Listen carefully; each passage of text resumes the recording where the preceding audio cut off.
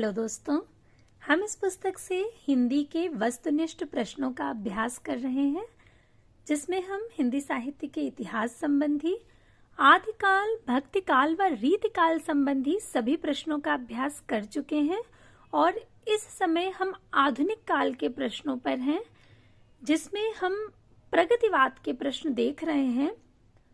तो जहां तक हमने प्रश्न देख लिए थे, उसके आगे आज प्रश्नों का अभ्यास करेंगे। अगर आप लोगों ने अभी तक पिछले प्रश्नों का अभ्यास नहीं किया है तो आप प्लेलिस्ट के माध्यम से पिछले सभी प्रश्नों का अभ्यास करके अपनी तैयारी को बेहतर बना सकते हैं, क्योंकि हम ये प्रयास करते हैं कि अभ्यास के दौरान जो भी चीजें आपको याद कराई जा सकती हैं उन्हें याद भी कराया जाए। प्लेलिस्ट का लिंक आपको डिस्क्रिप्शन बॉक्स में मिल जाएगा और पीडीएफ के लिए आप लोग टेलीग्राम चैनल से जुड़ सकते हैं, वहां आपको इसका पीडीएफ उपलब्ध करा दिया जाएगा। तो अभी जहां तक हम देख चुके थे उसके आगे शुरुआत करेंगे प्रश्नों की। हमने यहां तक प्रश्न देख लिए थे कि प्रगतिवादी काव्य सृष्टि है वर्ग चेतना प्रधान। इसके आगे जो प्रश्न है उसे देखते हैं। अगला प्रश्न है कि इनमें से कौन सी रचना केदारनाथ अग्रवाल की नहीं है? युग की गंगा, आग का झरना, नींद के बादल या युग धारा। इसमें जो ये झरना शब्द है ये गलत है, आग का आईना कविता का नाम है। तो युग की गंगा, आग का आईना, नींद के बादल ये सभी केदारनाथ अग्रवाल के हैं, लेकिन जो युग धारा है ये केदारनाथ अग्रवाल की रचना नहीं है, उनका काव्य नहीं है। ये काव्य है नागार्जुन का। हमने पिछली बार देखा था पिछली क्लास में कि ये दो बहुत मिलती जुलती सी रचनाएं हैं, एक युग धारा और एक युग की गंगा। जिसमें गंगा शब्द आएगा वो केदारनाथ अग्रवाल की है और जिसमें धारा शब्द आ रहा है वो नागार्जुन की है। हमने इसे इस तरह से याद रखा था। अगर आप लोग पिछली सारी क्लास देख लेंगे क्रम से, तो आपको जो आगे के प्रश्न हैं उन्हें समझने में, आगे का अभ्यास करने में बहुत आसानी हो जाएगी, क्योंकि सारा कुछ जुड़ा हुआ है आपस में, सारे प्रश्न एक दूसरे से जुड़े हुए हैं। तो एक बार आपको पिछली जो क्लास है या पिछले जो प्रश्न हैं उन्हें अवश्य देख लेना चाहिए। इससे आपकी जो तैयारी होगी आगे की वो और बेहतर हो जाएगी। तो युग धारा केदारनाथ अग्रवाल की रचना नहीं है, बल्कि यह नागार्जुन की काव्य रचना है। नागार्जुन की अन्य काव्य रचनाएं इस प्रकार हैं: सिंदूर तिलकित भाल, तुम्हारी दंतुरित मुस्कान, बादल को घिरते देखा है आदि। शेष सभी युग की गंगा, नींद के बादल व आग का आईना ये केदारनाथ अग्रवाल की काव्य कृतियां हैं। इसमें देखिए वही चीज जो अभी आपको बताई कि आग का झरना जो है वो अशुद्ध है, केदारनाथ अग्रवाल की जो रचना है वो आग का आईना है। अगला प्रश्न है कि हिंदी साहित्य में मार्क्सवादी चेतना की अभिव्यक्ति जिस काव्यधारा में देखने को मिलती है उस धारा को कहा जाता है? प्रगतिवाद, जनवाद, प्रयोगवाद या अकविता। तो जब हमने प्रगतिवाद की शुरुआत की थी और प्रगतिवाद को विस्तार से समझा था, तभी आपको बताया था कि इसका जो आधार है वो मार्क्स का जो वर्ग संघर्ष है। जैसे कि उन्होंने बताया कि ये जो संपूर्ण समाज है वो दो वर्गों में विभाजित करते हैं, वो उसे एक शोषक वर्ग है और दूसरा शोषित वर्ग है, और इन्हीं के बीच का संघर्ष जो है वो मार्क्सवाद का आधार आप इसे कह सकते हैं, और उसी के आधार पर प्रगतिवाद की शुरुआत होती है। अर्थात प्रगतिवादी जो कविता है उसमें जो शोषित वर्ग है, जो सर्वहारा वर्ग है, उसकी आवाज को उठाया गया है। इसलिए विकल्प ए बिल्कुल सही होगा, प्रगतिवाद। हिंदी कविता में मार्क्सवादी चेतना की अभिव्यक्ति प्रगतिवादी काव्यधारा के रूप में देखने को मिलती है।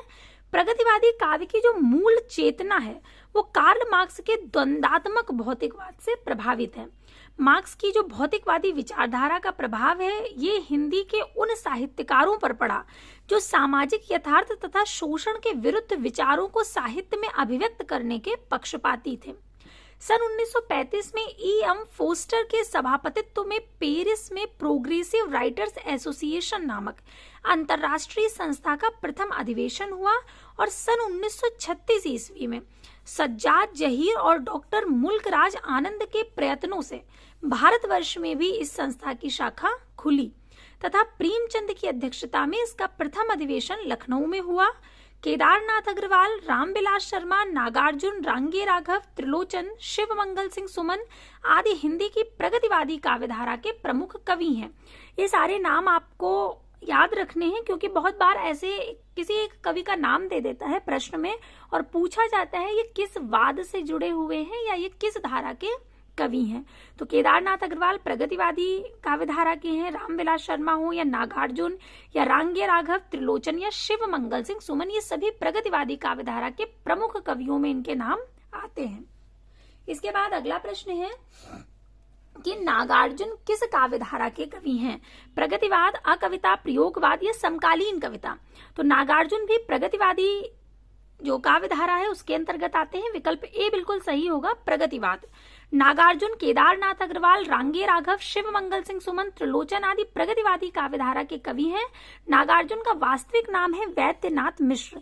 ये मैथिली भाषा में यात्री उपनाम से कविताएं लिखते थे। पाषाणी बादल को घिरते देखा है, चंदना, रविंद्र के प्रति, सिंदूर तिलकित भाल, तुम्हारी दंतुरित मुस्कान आदि नागार्जुन की प्रमुख कविताएं हैं। और बाबा के नाम से चर्चित नागार्जुन ने युगधारा, सतरंगे पंखों वाली, तालाब की मछलियां आदि कविताओं की रचना की है। ये बहुत महत्वपूर्ण है कि बाबा के नाम से किसे जाना जाता था, कौन से कवि को? तो नागार्जुन को जाना जाता है, बाबा नागार्जुन इस तरह से कहा जाता है। और इनकी कविता जो कि बादल को गिरते देखा है हम पढ़ भी चुके हैं, इसके पहले बहुत सुंदर कविता है। अगला प्रश्न है कि शोषक वर्ग के प्रति घृणा का भाव किस युग की कविता की मुख्य प्रवृत्ति रही है?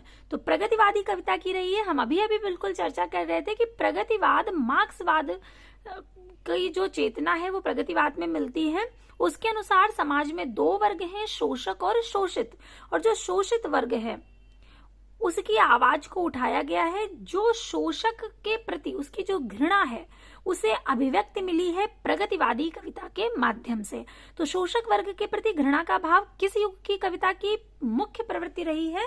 तो प्रगतिवादी बिल्कुल सही होगा, विकल्प बी।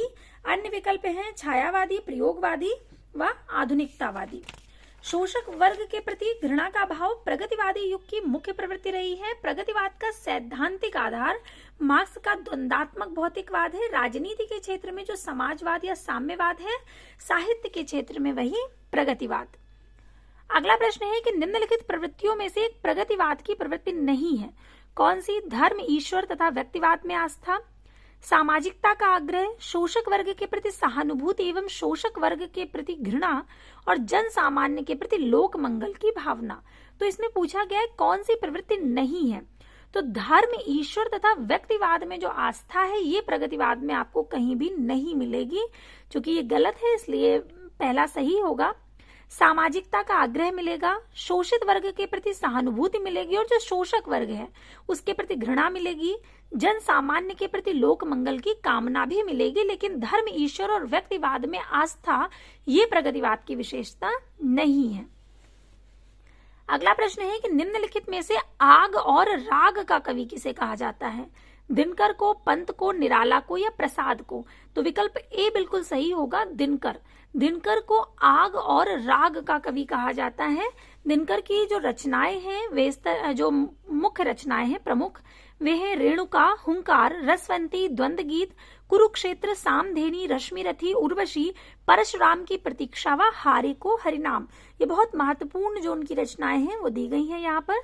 निराला की जो प्रमुख रचनाएं हैं वे अनामिका, परिमल, गीतिका, तुलसीदास, कुकुरमुत्ता, नए पत्ते। अनामिका का प्रकाशन वर्ष हमने याद किया था 1923 ईस्वी में प्रकाशित हुई थी और इसका जो द्वितीय संस्करण है वो 1938 ईस्वी में आया था, जिसमें उन्होंने अपनी कविता राम की शक्ति पूजा को संकलित किया था। जयशंकर प्रसाद की जो रचनाएं हैं वे हैं उर्वशी, वन मिलन, प्रेम राज्य, कानन कुसुम, प्रेम पथिक, चित्राधार व कामायनी। सुमित्रानंदन पंत की रचनाएं हैं उच्छ्वास, ग्रंथि, पल्लव, गुंजन, स्वर्ण किरण, स्वर्ण धूलि, कला और बूढ़ा चांद, लोकायतन व चिदंबरा। इसके बाद अगला प्रश्न है कि प्रगतिवाद का दार्शनिक आधार क्या है? साम्यवाद, पूंजीवाद, प्रयोगवाद या अस्तित्ववाद? तो प्रगतिवाद का जो दार्शनिक आधार है वो साम्यवाद है। हमने देखा था कि उसमें शोषक और शोषित वर्ग के प्रति संघर्ष है और साम्यवाद की बात की गई है, साम्यवाद लाने का प्रयास जिसे कह सकते हैं। तो प्रगतिवाद का जो दार्शनिक आधार है वो साम्यवाद है। जो मार्क्सवाद की देन है। इस संबंध में कहा गया है कि राजनीति के क्षेत्र में जो मार्क्सवाद है वही साहित्य के क्षेत्र में प्रगतिवाद। इसके बाद अगला प्रश्न है कि निम्नलिखित में से किस कवि को मार्क्सवादी चेतना का कवि माना जाता है। अर्थात जो 4 विकल्प हैं इनमें से कौन सा ऐसा कवि है जिसको मार्क्सवादी चेतना का कवि कहा जाता है। धर्मवीर भारती को, अज्ञे को, हरिवंश राय बच्चन को या केदारनाथ सिंह को। तो विकल्प डी बिल्कुल सही होगा, केदारनाथ सिंह। केदारनाथ सिंह को मार्क्सवादी चेतना का कवि कहा जाता है। इन्हें सन 2013 में ज्ञानपीठ पुरस्कार प्रदान किया गया। 19 मार्च 2018 को इनका निधन हो गया। जबकि धर्मवीर भारती ये प्रयोगवाद के हैं, अज्ञे को प्रयोगवाद का प्रवर्तक माना जाता है और हरिवंश राय बच्चन को हालावाद का प्रवर्तक। ये हम लोग पहले भी इस विषय पर चर्चा कर चुके हैं कि हरिवंश राय बच्चन जी को हालावाद का प्रवर्तक माना जाता है और उनकी जो 3 कृतियां हैं, मधुशाला, मधुबाला व मधुकलश, ये 3 धर्म ग्रंथ माने जाते हैं हालावाद के। इसी तरह से धर्मवीर भारती जो हैं ये प्रयोगवाद के कवि हैं और अज्ञे तो प्रयोगवाद के प्रवर्तक ही हैं। इनके तार सप्तक के माध्यम से ही प्रयोगवाद की शुरुआत मानी जाती है, जो कि 1943 ईस्वी में आया था। अभी इसके बाद जब प्रगतिवाद के सारे प्रश्न हो जाएंगे तब हम प्रयोगवाद की शुरुआत करेंगे, तब इसमें इस तरह के और प्रश्न भी हमें देखने को मिलेंगे। तो अभी अगला प्रश्न देखते हैं। अगला प्रश्न है कि किस कवि का संबंध प्रगतिवाद से नहीं है। रामदरस मिश्र, त्रिलोचन, मुक्तिबोध या नागार्जुन। तो विकल्प ए बिल्कुल सही होगा, रामदरस मिश्र। रामदरस मिश्र का संबंध प्रगतिवाद से नहीं है, जबकि मुक्तिबोध, त्रिलोचन तथा नागार्जुन ये प्रगतिवाद के प्रमुख कवि हैं। मुक्तिबोध को प्रगतिशील कविता तथा नई कविता के बीच का सेतु माना जाता है। रामदरस मिश्र का संबंध साठोत्तरी कविता से है। तो इसलिए क्योंकि रामदरस मिश्र जी का संबंध साठोत्तरी कविता से है, इसलिए यहाँ पर विकल्प ए सही होगा कि इनका प्रगतिवाद से संबंध नहीं है। अगला प्रश्न है कि युग की गंगा किसकी रचना है। केदारनाथ सिंह की, केदारनाथ अग्रवाल की, केदारनाथ मिश्र प्रभात की या रामेश्वर शुक्ल की। तो विकल्प बी बिल्कुल सही होगा, केदारनाथ अग्रवाल। युग की गंगा हमने अभी चर्चा की थी कि 2 रचनाएं ऐसी हैं जो बिल्कुल मिलती जुलती हैं। एक केदारनाथ अग्रवाल की युग की गंगा और दूसरी नागार्जुन की युग धारा। तो इसमें आपको भ्रमित नहीं होना है कि युग की गंगा जो है वो केदारनाथ अग्रवाल जी की है और जो नागार्जुन की जो रचना है उसका नाम है युग धारा। इसके बाद अगला प्रश्न है कि निम्नलिखित में से कौन विशुद्ध राष्ट्रीय भावधारा का कवि नहीं है। सोहनलाल द्विवेदी, माखनलाल चतुर्वेदी, नागार्जुन या दिनकर। तो विकल्प सी बिल्कुल सही होगा, नागार्जुन। नागार्जुन विशुद्ध राष्ट्रीय भावधारा के कवि नहीं है, बल्कि प्रगतिवाद या मार्क्सवादी विचारधारा के साथ साथ ये राजनैतिक कवि भी माने जाते हैं। जबकि सोहनलाल द्विवेदी, माखनलाल चतुर्वेदी तथा दिनकर ये राष्ट्रीय भावधारा के कवि हैं। अब इसके बाद यहाँ से आपके जो प्रगतिवाद से संबंधित प्रश्न थे वो सारे हो गए हैं। अर्थात आपने आधुनिक काल में प्रगतिवाद तक के सभी प्रश्नों का अभ्यास कर लिया है। तो अब जो हम शुरुआत करेंगे वो प्रयोगवाद की शुरुआत होगी। प्रयोगवाद और नकीनवाद या प्रपत्तिवाद। तो इसे हम जब इसके प्रश्न हल करेंगे, प्रश्न देखेंगे, तो उसके साथ साथ इसे विस्तार से, विस्तृत रूप से समझते भी जाएंगे। तो अभी प्रयोगवाद की शुरुआत हो रही है, प्रयोगवाद के प्रश्नों की।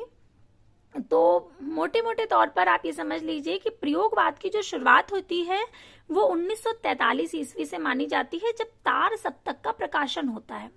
जिस तरह से छायावाद के तुरंत बाद का जो समय हुआ 1936 से, वो प्रगतिवाद कहलाया, और जो प्रगतिवाद के बाद का समय आया वो प्रयोगवाद कहलाया। जैसे प्रगतिवाद की शुरुआत 1936 ईस्वी से मानी जाती है, उसी तरह से प्रयोगवाद की शुरुआत मानी जाती है 1943 ईस्वी से। 1943 ईस्वी में अज्ञे का तार सप्तक प्रकाशित हुआ था, जिसमें उन्होंने 7 कवियों को स्थान दिया था, और वहीं से प्रयोगवाद की शुरुआत होती है। तो इस चीज को ध्यान रखिएगा। पहला प्रश्न अब देखते हैं कि किस सप्तक में एक भी कवयित्री सम्मिलित नहीं है। तार सप्तक में, चौथा सप्तक में, दूसरा सप्तक में या तीसरा सप्तक में। तो पहला जो विकल्प है तार सप्तक, ये बिल्कुल सही होगा। तार सप्तक में कोई भी कवित्री सम्मिलित नहीं है। तार सप्तक का प्रकाशन 1943 ईस्वी में हुआ था। इसमें एक चीज आप लोगों को बता दूं, बहुत भ्रमित करने वाला प्रश्न बहुत बार आता है और हम उस पर सही का चिन्ह लगा देते हैं और उसे सही चुन लेते हैं। ध्यान रखिएगा कि 4 सप्तक प्रकाशित हुए अज्ञे के संपादकत्व में। तार सप्तक, उसके बाद आता है दूसरा सप्तक, उसके बाद आता है तीसरा सप्तक और उसके बाद आता है चौथा सप्तक। तो ध्यान रखिएगा कि कहीं पर भी प्रथम सप्तक शब्द का प्रयोग नहीं हुआ है, अर्थात प्रथम सप्तक नाम की कोई चीज नहीं है। इस चीज को ध्यान रखिएगा। जो सबसे पहले सप्तक प्रकाशित हुआ उसे नाम दिया गया तार सप्तक। उसके बाद जो दूसरा आया वो कहलाया दूसरा सप्तक, तीसरा आया वो कहलाया तीसरा सप्तक और जो चौथा आया वो चौथा सप्तक कहलाया। अर्थात जो पहला सप्तक है उसी का नाम तार सप्तक है। बहुत बार प्रश्न ऐसे पूछा जाता है, किसी कवि का नाम दे दिया गया, मान लीजिए जो पहले सप्तक के कवि हैं, एक ले लेते हैं उदाहरण कि गजानन माधव मुक्तिबोध, नाम दे दिया गया और पूछा गया कि ये किस सप्तक के कवि हैं, पहले सप्तक के, तार सप्तक के, दूसरे सप्तक के या तीसरे सप्तक के। तो हमने याद किया होता है कि ये तो प्रथम सप्तक के हैं और हम प्रथम सप्तक पर चिन्ह लगा देते हैं सही का, या प्रथम सप्तक को सही उत्तर चुन लेते हैं। तो ध्यान रखिएगा प्रथम सप्तक नाम का कोई सप्तक नहीं है, वहां पर हमें तार सप्तक चुनना है। तो बस ये क्योंकि बहुत भ्रमित करने वाला प्रश्न है और बहुत बार ऐसा करते हैं हम लोग, इसलिए आपको बता दिया है। ध्यान रखिएगा तार सप्तक का मतलब ही है पहला सप्तक, उसका नाम तार सप्तक है। तो किस सप्तक में एक भी कवित्री सम्मिलित नहीं है, तो तार सप्तक में एक भी जो कवित्री है वो सम्मिलित नहीं है और इसका प्रकाशन हुआ था 1943 ईस्वी में। तार सप्तक 7 कवियों की रचनाओं का संग्रह है और तार सप्तक में 7 कवियों का समूह जो है वो निम्न प्रकार है। सबसे पहले रामविलास शर्मा और अज्ञे, गिरजा कुमार माथुर, भारत भूषण अग्रवाल, प्रभाकर माचवे, मुक्तिबोध व नेमिचंद्र जैन। ये जो 7 नाम हैं ये तार सप्तक के कवियों के नाम है और इनमें कहीं पर भी किसी कवित्री का नाम नहीं आ रहा है। अज्ञे ने तार सप्तक की भूमिका में प्रयोगवादी कवियों को राहों का अन्वेषी कहा है। ये बहुत महत्वपूर्ण प्रश्न है कि अज्ञे ने राहों का अन्वेषी किसे कहा है, तो किसे कहा है, जो प्रयोगवादी कवि हैं उन्होंने राहों का अन्वेषी कहा है और कहां पर कहा है, तो तार सप्तक की भूमिका में उन्होंने कहा है। अगला प्रश्न है कि कविता मेरे लिए कोई भावुकता की हाय हाय न होकर यथार्थ के प्रति एक प्रौढ़ प्रतिक्रिया की मार्मिक अभिव्यक्ति है, उक्त कथन किसका है। ध्यान से पढ़िएगा कथन कि कविता मेरे लिए कोई भावुकता की हाय हाय न होकर यथार्थ के प्रति एक प्रौढ़ प्रतिक्रिया की मार्मिक अभिव्यक्ति है। यथार्थ की बात हो रही है। ये कथन बहुत महत्वपूर्ण है कुंवर नारायण जी का। विकल्प ए बिल्कुल सही होगा, कुंवर नारायण। अन्य विकल्प है अरुण कमल, रघुवीर सहाय व राजकमल चौधरी। उक्त कथन तीसरे सप्तक के कवि कुंवर नारायण का है। इनके द्वारा रचित काव्य संग्रह है चक्रव्यूह, परिवेश हम तुम, अपने सामने कोई दूसरा नहीं, इन दिनों आदि, आत्मजयी, वाजश्रवा के बहाने, ये इनके द्वारा रचे गए प्रबंध काव्य हैं। अब अगला प्रश्न है कि नकेनवाद के प्रवर्तक कवि कौन है।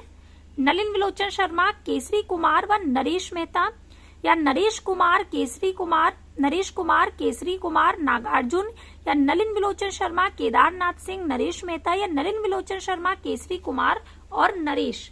इसे भी ध्यान दीजिएगा कि जो नकेन शब्द है इसके एक एक वर्ण से एक एक नाम कवि का लेते हैं।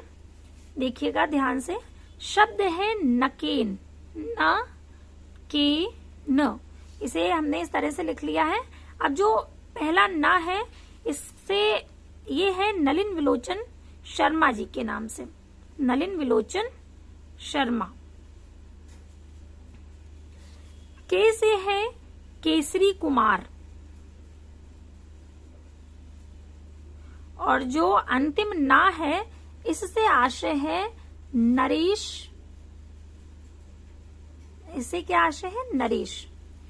तो आपको ये नाम याद रखने हैं। नकेन, नकेन के एक एक वर्ण से एक एक नाम याद रखना है। पहला जो ना है उससे आशय है नलिन विलोचन शर्मा, के से आशय है केसरी कुमार और न से आशय है नरेश। पहला ना नलिन विलोचन शर्मा, के से केसरी कुमार और न से नरेश। तो यहाँ पर जो प्रश्न है वो पूछा गया है कि नकेनवाद के प्रवर्तक कवि कौन है, तो यही तीनों नाम आएंगे, नलिन विलोचन शर्मा, केसरी कुमार व नरेश। विकल्प डी बिल्कुल सही होगा। प्रपत्तिवाद को ही नकेनवाद भी कहा जाता है। अभी जब हमने आरंभ किया था, देखिए उसमें ऊपर इस तरह से लिखा भी हुआ है, नकेनवाद और प्रपत्तिवाद एक ही बात है। तो प्रपत्तिवाद को नकेनवाद भी कहा जाता है क्योंकि इसमें बिहार के 3 कवि नलिन विलोचन शर्मा, केसरी कुमार और नरेश के नाम के प्रथम अक्षरों को आधार बनाकर नकेन बनता है। इन तीनों कवि के जो नाम है उनका जो पहला पहला वर्ण है उसे लेकर के नकेन शब्द गढ़ा गया है। अगला प्रश्न है कि सन 1952 ईस्वी में नरेश के, अगला जो तथ्य है वो है कि सन 1952 ईस्वी में नरेश के संपादकत्व में प्रकाशित पत्रिका प्रकाश में नकेनवादियों ने प्रपत्तिवाद को तथाकथित प्रयोग 10 सूत्री घोषित किया है। ये बहुत महत्वपूर्ण है कि प्रयोग 10 सूत्री किसे कहा जाता है, तो 1952 में नरेश के संपादकत्व में जो पत्रिका प्रकाशित होती थी प्रकाश, उसी को नकेनवादियों ने जो प्रपत्तिवाद है उसको क्या कहा है, प्रयोग 10 सूत्री। ध्यान रखिएगा कि प्रपत्तिवाद को ही प्रयोग 10 सूत्री नाम से भी जाना जाता है।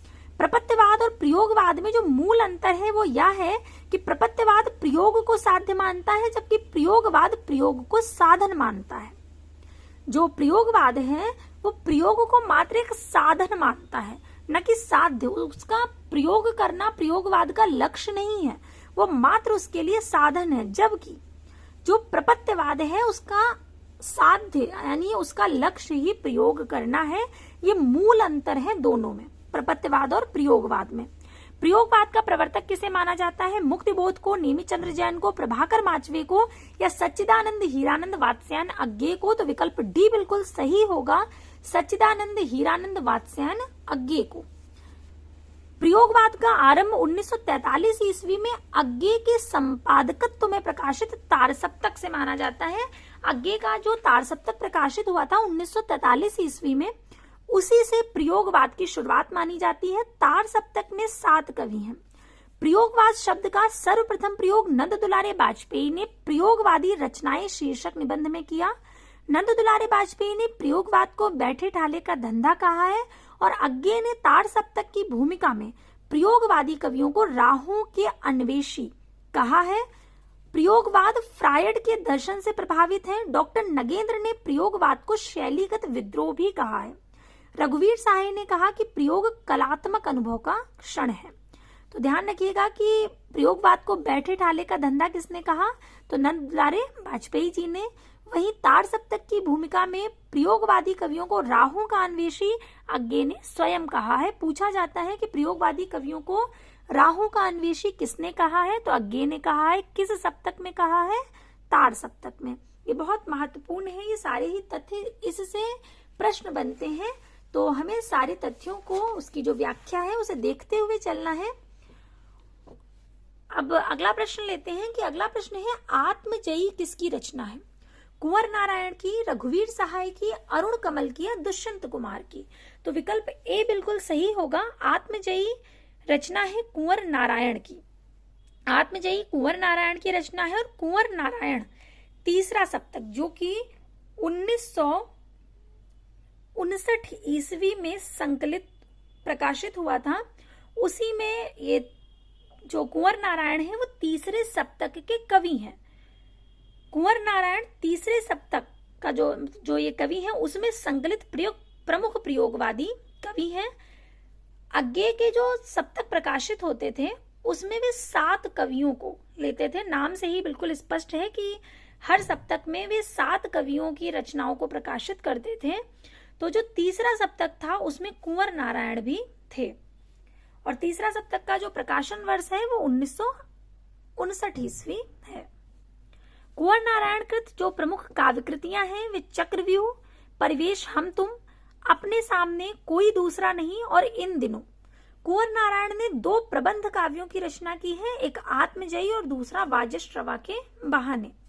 कुंवर नारायण कृत आत्मजयी का मूल कथा सूत्र कठोपनिषद के नचिकेता प्रसंग पर आधारित है और आत्मजयी मूलतः रचनात्मक सामर्थ्य में आस्था की पुनः प्राप्ति की कहानी है। ये बहुत बार पूछा जाता है कि आत्मजयी की मूल कथा कहाँ से ली गई है, तो ध्यान रखिएगा कठोपनिषद से ली गई है और जो नचिकेता प्रसंग है वही आत्मजयी का प्रसंग है। इसके बाद अगला प्रश्न है कि हरी घास पर क्षण भर किसकी रचना है? नरेश मेहता की, सच्चिदानंद हीरानंद वात्स्यायन अज्ञे की, सर्वेश्वर दयाल सक्सेना की या शकुंत माथुर की? तो विकल्प बी बिल्कुल सही होगा, सच्चिदानंद हीरानंद वात्स्यायन अज्ञे की। हरी घास पर क्षण भर जो कि 1949 ईस्वी में प्रकाशित हुआ था, यह अज्ञे की रचना है। अज्ञे को प्रयोगवाद तथा नई कविता का शलाका पुरुष कहा जाता है। ये ध्यान रखिएगा, हर वाद के, हर काल के, हर काव्य धारा के अलग अलग शलाका पुरुष हैं। जब हम छायावाद पढ़ रहे थे तो हमने देखा था कि छायावाद के शलाका पुरुष सूर्यकांत त्रिपाठी निराला कहे जाते हैं, प्रगतिवाद के शलाका पुरुष नागार्जुन कहे जाते हैं। इसी तरह से प्रयोगवाद के शलाका पुरुष अज्ञे कहे जाते हैं और अज्ञे ने ही प्रयोगवाद की शुरुआत की अपने तार सप्तक के माध्यम से। इन्हें प्रयोगवाद का प्रवर्तक भी कहा जाता है। अज्ञे का जो प्रथम काव्य संग्रह है वो भग्नदूत तथा अंतिम काव्य संग्रह है ऐसा कोई घर आपने देखा है। तो भग्नदूत इनका प्रथम काव्य संग्रह है और ऐसा कोई घर आपने देखा है ये इनका अंतिम काव्य संग्रह है। अज्ञे के प्रमुख काव्य संग्रह निम्नलिखित है: चिंता, इत्यलम, हरी घास पर क्षण भर, बावरा अहिरी, इंद्रधनुष रौंदे हुए ये, अरि ओ करुणा प्रभा में, आंगन के पार द्वार, पूर्वा, कितनी नावों में कितनी बार, क्योंकि मैं उसे जानता हूँ, सागर मुद्रा, पहले मैं सन्नाटा बुनता हूँ और महावृक्ष के नीचे आदि। इसके बाद अगला प्रश्न है कि अज्ञे द्वारा रचित असाध्य वीणा एक लंबी कविता है जिसका मूल भाव अहम का विसर्जन है। तो असाध्य वीणा किसकी कविता है? अज्ञे की है और ये एक लंबी कविता है। इस पर हम लोग इसके बारे में पढ़ भी चुके हैं, जब इसके कुछ अंश आए थे तो हमने देखा था इसे। इसके बाद अगला प्रश्न है कि अगर मैं तुमको ललाती सांझ के नभ की अकेली तारिका अब नहीं कहता, उक्त काव्य पंक्तियों के रचनाकार कौन है? सच्चिदानंद हीरानंद वात्स्यायन अज्ञे, श्रीकांत वर्मा, धर्मवीर भारती या कुंवर नारायण? ये अज्ञे की कविता है, उसका नाम है कलगी बाजरे की। कि हरी बिछली घास डोलती कलगी छरहरी बाजरे की, अगर मैं तुमको ललाती सांझ के नभ की अकेली तारिका अब नहीं कहता, या शरद के भोर की नहाई न्यायी कुई, टटकी कली चंपे की वगैरह, तो नहीं कारण कि मेरा हृदय उथला या कि सूना है, या कि मेरा प्यार मैला है, बल्कि केवल यही ये उपमान मैले हो गए हैं और देवता इन प्रतीकों के कर गए हैं कूच। ये इनकी कविता है कलगी बाजरे की, वहीं से ये पंक्ति ली गई है। तो ये अज्ञे की है, विकल्प ए बिल्कुल सही होगा। इसके बाद इसका जो व्याख्या भाग है उसमें देखिए कुछ और प्रमुख पंक्तियां दी गई हैं अन्य कवियों की। श्रीकांत वर्मा की एक पंक्ति दी गई है कि भाग कर अकेलेपन से अपने तुम में मैं गया।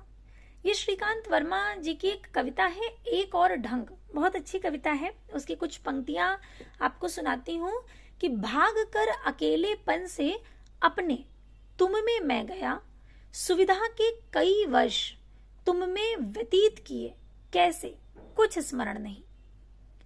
मैं और तुम अपनी दिनचर्या के पृष्ठ पर अंकित थे एक संयुक्ताक्षर। क्या कहूं, लिपि की नियति, केवल लिपि की नियति थी।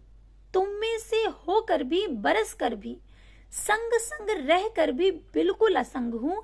सच है तुम्हारे बिना जीवन अपंग है, लेकिन क्यों लगता है मुझे प्रेम अकेले होने का ही एक और ढंग है। ये बहुत इनकी सुंदर सी कविता है। जब हम पूरी कविता पढ़ते हैं तब हमें उसकी पंक्ति भी याद रह जाती है। जब आपने इस चीज का खुद एहसास किया होगा, जब आप पढ़ते होंगे कि जो कविताएं आपने खूब पढ़ी हैं, जैसे लक्ष्मीबाई वाली, खूब लड़ी मर्दानी वो तो झांसी वाली रानी थी, या ऐसी ही कोई भी कविता जो आपने पूरी पढ़ी है और कई बार सुनी है, तो उसके बीच से यदि कोई पंक्ति आ जाती है तो आप बहुत आसानी से पहचान जाते हैं कि ये तो इस कविता की पंक्ति है।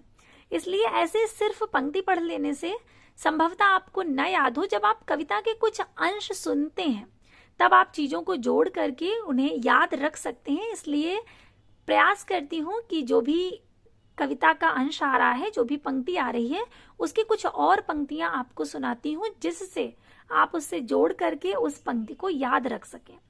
परीक्षाओं में पंक्ति ही पूछी जाती है, एक या दो, या कभी कभी सिर्फ बहुत छोटा सा अंश दे दिया जाता है, लेकिन याद आपको तभी रहेगी जब आपने उसे सुना है। तो अब अगली देखते हैं। धर्मवीर भारती की ये पंक्ति है, इन फिरोजी होठों पर बर्बाद मेरी जिंदगी। ये भी इनकी बहुत प्रमुख पंक्ति है और बहुत बार पूछी भी गई है। कुंवर नारायण का है कि कवियों का कोई ठिकाना नहीं, न जाने कितनी बार वे अपनी कविताओं में जीते और मरते हैं। बहुत सुंदर पंक्ति है कि कवि का कोई ठिकाना नहीं, न जाने कितनी बार वे अपनी कविताओं में जीते और मरते हैं। कुंवर नारायण। अज्ञेय का जन्म 1911 ईस्वी में हुआ था और ये अस्तित्ववाद में आस्था रखने वाले कवि हैं। अज्ञेय को प्रयोगवाद और नई कविता का शलाका पुरुष भी कहा जाता है। इसके पहले हम लोग चर्चा कर चुके हैं कि छायावाद के शलाका पुरुष कौन है, तो निराला। उसके बाद प्रगतिवाद आता है, तो प्रगतिवाद के शलाका पुरुष कौन है, नागार्जुन। और प्रयोगवाद के शलाका पुरुष है अज्ञेय। भग्नदूत, चिंता, इत्यलम, बावरा, अहेरी, कितनी नावों में कितनी बार, इनकी प्रमुख काव्य कृतियां हैं। इसके बाद अगला प्रश्न है कि चांद का मुंह टेढ़ा है काव्य संग्रह के रचनाकार कौन है। गिरजा कुमार माथुर, सच्चिदानंद हीरानंद वात्स्यायन अज्ञेय, धर्मवीर भारती या गजानन माधव मुक्तिबोध। तो चांद का मुंह टेढ़ा है ये काव्य संग्रह गजानन माधव मुक्तिबोध का है। इसके बारे में आपको इस पुस्तक को आपको दिखाया भी था, एक बार फिर दिखा देती हूँ। और इसकी जो कविताएं हैं वो भी महत्वपूर्ण है। ये संग्रह है चांद का मुंह टेढ़ा है गजानन माधव मुक्तिबोध का। इसकी जो कविताएं हैं अर्थात जो कविताएं इसमें संकलित हैं उन्हें एक बार देख लीजिए, क्योंकि बहुत बार कविताओं के भी नाम आ जाते हैं कि ये किसकी कविता है। तो सबसे पहले तो भूल गलती, ये आप लोगों ने पढ़ी होगी। भूल गलती आज बैठी है ज़िरे वक्तर पहनकर तख्त के दिल पर। ये बहुत अच्छी कविता है और ये पाठ्यक्रम में भी संभवतः एमए के पाठ्यक्रम में ये है, भूल गलती कविता। इसके अतिरिक्त पता नहीं, ब्रह्म राक्षस कविता भी पाठ्यक्रम में लगी रहती है अधिकांशतः। दिमागी गुहा अंधकार का औरांग ओटांग, लकड़ी का बना रावण, चांद का मुंह टेढ़ा है, डूबता चांद कब डूबेगा, एक भूतपूर्व विद्रोही का आत्ममंथन, मुझे पुकारती हुई पुकार, मुझे कदम कदम पर, मुझे याद आते हैं, मुझे मालूम नहीं, मेरे लोग, मेरे सहचर मित्र, मैं तुम लोगों से दूर हूं। कल जो हमने चर्चा की थी, एक अंतः कथा, एक अरूप शून्य के प्रति, ओ काव्यात्मन फणिधर नक्षत्र खंड। और इसके अतिरिक्त चकमक की चिंगारियां शून्य, जब प्रश्न चिन्ह बौखला उठे, एक स्वप्न कथा, अंतःकरण का आयतन, इस चौड़े ऊंचे टीले पर, चंबल की घाटी में और अंधेरे में। इतनी सारी कविताएं हैं इनकी जो कि इनके संग्रह चांद का मुंह टेढ़ा में संकलित है। जिसमें से अंधेरे में कविता आपके पाठ्यक्रम में ये भी है। अंतःकरण का आयतन, ये बहुत बार पूछा जाता है किसकी कविता है, तो ध्यान रखिएगा गजानन माधव मुक्तिबोध की है। संभवतः जब आप इसमें देख रहे हैं तो निश्चित या यूं कह लें कि आशा करती हूँ कि आपको याद रहेगा, क्योंकि आपने इस तरह से देखा है। तो जब हम किसी चीज को देख लेते हैं तो वो हमें याद रह जाती है। तो अंतःकरण का आयतन किसकी कविता है, ये गजानन माधव मुक्तिबोध की कविता है, जो कि चांद का मुंह टेढ़ा है काव्य संग्रह में संकलित है। तो ये ध्यान रखिएगा कि चांद का मुंह टेढ़ा है काव्य संग्रह के रचनाकार कौन है, गजानन माधव मुक्तिबोध। इसके अतिरिक्त इनका जो प्रसिद्ध काव्य संग्रह है वो भूरी भूरी खाक धूरी। इनके दो ही काव्य संग्रह हैं, चांद का मुंह टेढ़ा है और एक भूरी भूरी खाक धूरी। इनकी जो प्रमुख कृतियां हैं देखिए इसी तरह की अभी आपको दिखाया, अगर आपने ध्यान से देखा होगा तो ये सारी आपको बहुत आसान लग रही होंगी। अंधेरे में, एक अंतर कथा, कहने दो उन्हें जो या कहते हैं, ब्रह्म राक्षस, भूल गलती, मैं उनका ही होता और लकड़ी का रावण आदि ये कविताएं किसकी हैं, ये कविताएं हैं गजानन माधव मुक्तिबोध की, जो कि किसमें संकलित है? चांद का मुंह टेढ़ा है में। अगला प्रश्न है कि संवेदनात्मक ज्ञान और ज्ञानात्मक संवेदन सूत्र का प्रयोक्ता कौन है? तो ये जो सूक्त है इसका प्रयोग किया है गजानन माधव मुक्तिबोध ने। विकल्प ए बिल्कुल सही होगा। अन्य विकल्प हैं अज्ञेय, सूर्यकांत त्रिपाठी निराला व महादेवी वर्मा। अब इनकी जो प्रमुख कविता संग्रह है, चांद का मुंह टेढ़ा है, भूरी भूरी खाकधूली। चांद का मुंह टेढ़ा 1964 ईस्वी में प्रकाशित हुआ था और भूरी भूरी खाकधूली 1980 ईस्वी में। इनका जो प्रकाशन वर्ष है ये भी बहुत महत्वपूर्ण है, पूछा जाता है परीक्षाओं में कि चांद का मुंह टेढ़ा है कब प्रकाशित हुआ? तो 1964 ईस्वी, ध्यान रखिएगा। और दूसरा भूरी भूरी खाकधूल ये 1980 ईस्वी में प्रकाशित हुआ था। इनके जो काव्य हैं, कविताएं, अंधेरे में, एक स्वप्न कथा, ब्रह्म राक्षस, भूल गलती, अभी हमने देखा था कि चांद का मुंह टेढ़ा है में जो कविताएं हैं उसमें आती है ये सारी ही, मेरे लोग, मैं उनका ही होता, लकड़ी का रावण, मुझे याद आते हैं आदि। कहानी संग्रह की बात करते हैं तो काठ का सपना, सतह से उठता आदमी, आलोचना में कामायनी एक पुनर्विचार, नई कविता का आत्मसंघर्ष, नए साहित्य का सौंदर्य शास्त्र, समीक्षा की समस्या और एक साहित्यिक की डायरी आदि।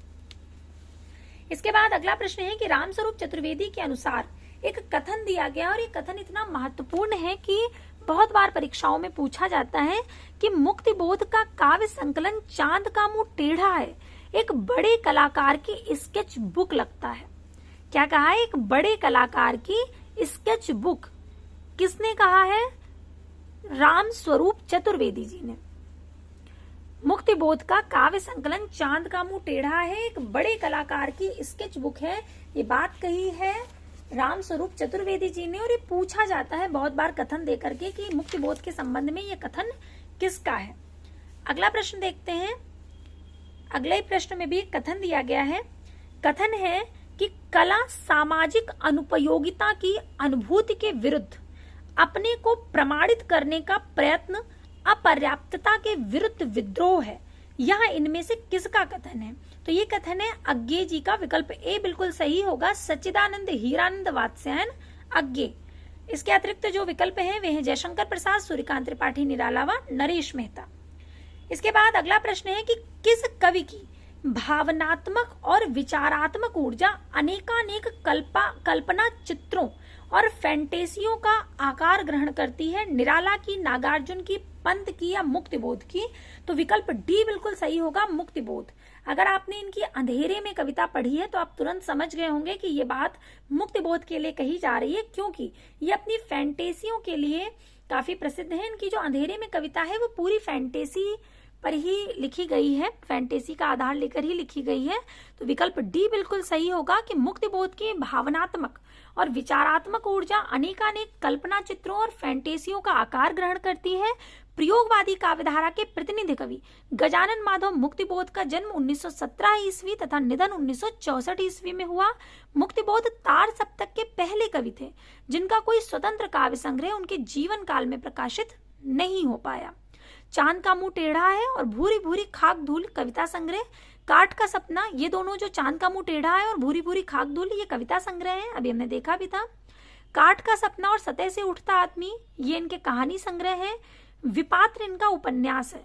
ये मुक्तिबोध की प्रमुख रचनाएं हैं। बहुत बार पूछा जाता है कि मुक्तिबोध ने क्या कोई उपन्यास भी लिखा है? तो ध्यान रखिएगा कि जो विपात्र है ये मुक्तिबोध का उपन्यास ही है। या विपात्र किसका उपन्यास है? तो मुक्तिबोध का उपन्यास है विपात्र। इसके बाद अगला प्रश्न है कि आधुनिक हिंदी कविता की महत्वपूर्ण कविता मानी जाने वाली रामदास के रचयिता कौन है? ये कविता बहुत बहुत महत्वपूर्ण है, रघुवीर सहाय जी की है, रामदास। तो इसको सबसे पहले ये ध्यान रखिएगा कि रामदास कविता है किसकी? तो राम जी का ही एक नाम रघुवीर भी है। आप जानते होंगे बहुत अच्छी तरह से कि प्रभु श्री रामचंद्र जी का ही नाम रघुवीर भी है। तो रामदास कविता किसकी है? रघुवीर की। इसको आप इस तरह से याद रख सकते हैं। और ये जो कविता है ये विकल्प ए बिल्कुल सही होगा, रघुवीर सहाय। बहुत महत्वपूर्ण कविता है ये। अगर आपके पाठ्यक्रम में है, आप जिस भी क्षेत्र से तैयारी कर रहे हैं, तो बहुत बार इसके अंदर से भी प्रश्न पूछे जाते हैं, कुछ पंक्तियां दे दी जाती हैं इसकी जो महत्वपूर्ण पंक्तियां हैं वो आपको दिखाती हूँ, सुनाती हूँ। ये कविता यहाँ से शुरू होती है कि चौड़ी सड़क गली पतली थी, दिन का समय घनी बदली थी, रामदास उस दिन उदास था, अंत समय आ गया पास था। बहुत ध्यान से सुनिएगा, इसमें एक पूरी एक छोटी सी कहानी दे दी गई है और एक बहुत बहुत गहरा अर्थ रखती है ये कविता अपने अंदर। तो बहुत ध्यान से सुनिएगा कि चौड़ी सड़क गली पतली थी, दिन का समय घनी बदली थी, रामदास उस दिन उदास था, अंत समय आ गया पास था, उसे बता यह दिया गया था उसकी हत्या होगी। अर्थात रामदास को पता था कि आज उसकी हत्या होने वाली है। धीरे धीरे चला अकेले, सोचा साथ किसी को ले ले, फिर रह गया सड़क पर सब थे, सभी मौन थे, सभी निहत थे, सभी जानते थे यह उस दिन उसकी हत्या होगी। खड़ा हुआ वह बीच सड़क पर, दोनों हाथ पेट पर रखकर, सधे कदम रख करके आए, लोग सिमट कर आंख गड़ाए, लगे देखने उसको जिसकी तय था हत्या होगी। निकल गली से तब हत्यारा आया, उसने नाम पुकारा, हाथ तौलकर चाकू मारा, छूटा लहू का फव्वारा, कहा नहीं था उसने आखिर उसकी हत्या होगी। ये कविता आप कह सकते हैं कि जो सर्वहारा वर्ग है, जो दमित शोषित वर्ग है, वो जब शोषक वर्ग है उसके प्रति जो आवाज उठाता है, एक साधारण जन की आवाज, तो उसे कैसे कुचल दिया जाता है, उसे कैसे दबा दिया जाता है, ये कविता उस भाव को अभिव्यक्त करती है। रामदास उस आम जनता का प्रतीक है जिसने बुराई के खिलाफ, शोषण के खिलाफ आवाज उठाई थी और उसे किस तरह से कुचल दिया गया, बताकर उसकी हत्या की गई, और ये जानते हुए भी कि इसकी हत्या होगी। वहां पे सब लोग ये बात जानते थे सड़क पर कि इसकी हत्या होगी, लेकिन सब लोग निहत्थे थे और किसी ने कुछ नहीं किया। जब यहाँ पर वो जाता है कि खड़ा हुआ वह बीच सड़क पर, दोनों हाथ पेट पर रखकर, तो कहीं ना कहीं ये उसकी भूख का भी प्रतीक है। अर्थात जब भूखा आम निर्धन व्यक्ति अपनी भूख के लिए अपने खिलाफ हो रहे शोषण के प्रति आवाज उठाता है, तो उसे किस तरह से सत्ता द्वारा शासन द्वारा कुचल दिया जाता है। तो ये कविता बहुत बहुत बहुत महत्वपूर्ण है और ये कविता है रघुवीर सहाय जी की, और आशा करती हूँ कि आप लोगों को समझ आई होगी और ये हमेशा आपके काम आएगी। कभी भी आप किसी तथ्य को, किसी बात को, किसी कविता को, किसी भी ऐसी चीज को आप उसका मूल समझ लेते हैं तो वो आपके हमेशा काम आती है, रटने की अपेक्षा। तो रघुवीर सहाय रामदास कविता के रचयिता हैं। रघुवीर सहाय आधुनिक काल के प्रयोगवादी कवि थे। इनका जन्म दिसंबर 1929 ईस्वी में और निधन दिसंबर 1990 ईस्वी में हुआ। सीढ़ियों पर धूप में आत्महत्या के विरुद्ध हंसो हंसो जल्दी हंसो, लोग भूल गए हैं कुछ पते कुछ चिट्ठियां, एक समय था इनके प्रमुख कविता संग्रह है। रास्ता इधर से है, ये इनका कहानी संग्रह है। लिखने का कारण, ये इनका निबंध संग्रह है। ये इनकी प्रमुख कृतियां हैं सारी। और इनकी पहली कविता है अंत का आरंभ, जो कि 1946 ईस्वी में प्रकाशित हुई थी। इसके बाद अगला प्रश्न है कि अज्ञे की नदी के द्वीप कविता में नदी और द्वीप क्रमशः किसका प्रतीक है? कवि और साहित्य के, प्रवाह और चेतना के, जल और भूखंड के, समाज और व्यष्टि के। तो समाज और व्यष्टि बिल्कुल सही होगा। उनकी जो कविता है नदी के द्वीप, उसमें जो नदी है वो समाज का प्रतीक है और जो व्यक्ति है, अर्थात हम खुद को रख सकते हैं, वो जो द्वीप है वो व्यक्ति का प्रतीक है। वो कहता है कि हम नदी के द्वीप हैं, हम नहीं कहते कि हमको छोड़कर स्रोतस्विनी बह जाए। वह हमें आकार देती है, हमारे कोड़ गलियां अंतरी, उभार सैकत कूल, सब गोलाइयां उसकी गढ़ी हैं। माँ है वा, है इसी से हम बने, किंतु हम है द्वीप, हम धारा नहीं है, स्थिर समर्पण है हमारा, हम सदा से द्वीप हैं स्रोतस्विनी के। ये जो कविता है ये बताती है समाज का और व्यक्ति का जो संबंध है। व्यक्ति समाज के कारण ही बनता है, अर्थात समाज हमें आकार देता है। बिना समाज के हम व्यक्ति नहीं बन सकते, मानव नहीं बन सकते। अगर आप लोगों ने कभी समाज शास्त्र पढ़ा हो तो बहुत से प्रयोग ऐसे किए गए थे कि जब बच्चा अपनी बहुत छोटी अवस्था में होता है और उसे समाज में न रख करके जानवरों के बीच रखा जाता है तो वो वैसा ही व्यवहार करने लग जाता है। यदि उसे भेड़ियों के मध्य रखा गया तो वो भेड़िया ही बन जाता है, उसका शरीर मात्र ही मनुष्य का रह जाता है, बाकी वो बिल्कुल भेड़ियों जैसा व्यवहार करता है, वो बोल नहीं सकता। और जो भी जैसे 4 पैरों से चलना तो वो भी उसी तरह से चलता है। इस तरह के बहुत से प्रयोग मिलते हैं। ये उदाहरण आपको इसलिए दे रही हूँ क्योंकि वास्तव में हमें जो गढ़ता है वो समाज गढ़ता है। समाज के अभाव में व्यक्ति का अस्तित्व नहीं है। तो यहाँ पर जो नदी है वो समाज का प्रतीक है, और जो वो द्वीप है जो कह रहा है कि हम नदी के द्वीप हैं, हम नहीं कहते कि हमको छोड़कर स्रोतस्विनी बह जाए, तो वो जो द्वीप है वो व्यक्ति का प्रतीक है। अब आपको आशा करती हूँ कि हमेशा के लिए याद रहेगा, तो विकल्प डी बिल्कुल सही होगा। नदी के द्वीप अज्ञे की अत्यंत महत्वपूर्ण प्रतीकात्मक कविता है, क्योंकि इसमें प्रतीक रूप में इस्तेमाल किया गया है ना, जैसे कि नदी प्रतीक है समाज का और द्वीप जो है वो प्रतीक है व्यक्ति का, इसलिए ये कैसी कविता है? प्रतीकात्मक कविता है। इसमें नदी और द्वीप क्रमशः समाज और व्यक्ति के प्रतीक हैं। आंगन के पार द्वार कविता संग्रह के लिए इन्हें 1964 ईस्वी में साहित्य अकादमी पुरस्कार तथा कितनी नावों में कितनी बार कविता संग्रह के लिए इन्हें 1978 ईस्वी में भारतीय ज्ञानपीठ पुरस्कार मिला था। इसके बाद जो अगला प्रश्न है उसमें भी कुछ पंक्तियां दी गई हैं, देखते हैं। पंक्ति है कि कहाँ तो तय था चरागा हरेक घर के लिए, कहाँ चराग मयस्सर नहीं शहर के लिए। बहुत प्रसिद्ध पंक्तियां हैं और आप सभी ने आशा करती हूँ कि सुनी भी होंगी। ये पंक्तियां हैं दुष्यंत कुमार की गजल की कुछ पंक्तियां हैं कि कहाँ तो तय था चरागा हरेक घर के लिए, कहाँ चराग मयस्सर नहीं शहर के लिए, यहाँ दरख्तों के साये में धूप लगती है, चलो यहाँ से चले और उम्र भर के लिए।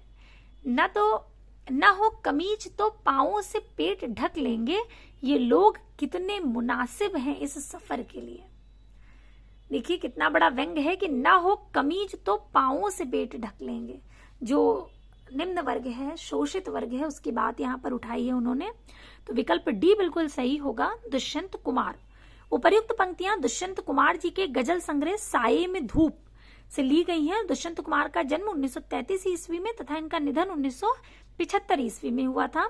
सूर्य का स्वागत, आवाजों के घेरे, जलते हुए वन का वसंत इनकी प्रमुख काव्य कृतियां हैं। एक कंठ विस्पाई इनका प्रसिद्ध गीत नाट्य है। अगला प्रश्न है कि तार सप्तक का संपादन हिंदी कविता के किस युग की शुरुआत से संबंधित है? तो तार सप्तक का प्रकाशन जब होता है तब शुरुआत होती है प्रयोगवाद की। अभी जब हम प्रयोगवाद की शुरुआत पढ़ रहे थे तब हमने बताया था कि प्रयोगवाद की शुरुआत होती है तार सप्तक के प्रकाशन से, अर्थात 1943 ईस्वी। तो विकल्प सी बिल्कुल सही होगा, प्रयोगवाद युग से। तार सप्तक का संपादन हिंदी कविता के प्रयोगवाद युग की शुरुआत से संबंधित है। तार सप्तक एक काव्य संग्रह है। अज्ञे द्वारा 1943 ईस्वी में नई कविता के प्रणयन हेतु 7 कवियों का एक मंडल बनाकर तार सप्तक का संकलन और संपादन किया गया। तार सप्तक से नई कविता का प्रस्थान बिंदु माना जाता है। अज्ञे के संपादकत्व में तार सप्तक प्रकाशित हो चुका है, जो निम्न है: तार सप्तक, दूसरा सप्तक, तीसरा सप्तक और चौथा सप्तक। तार सप्तक का प्रकाशित हुआ 1943 ईस्वी में।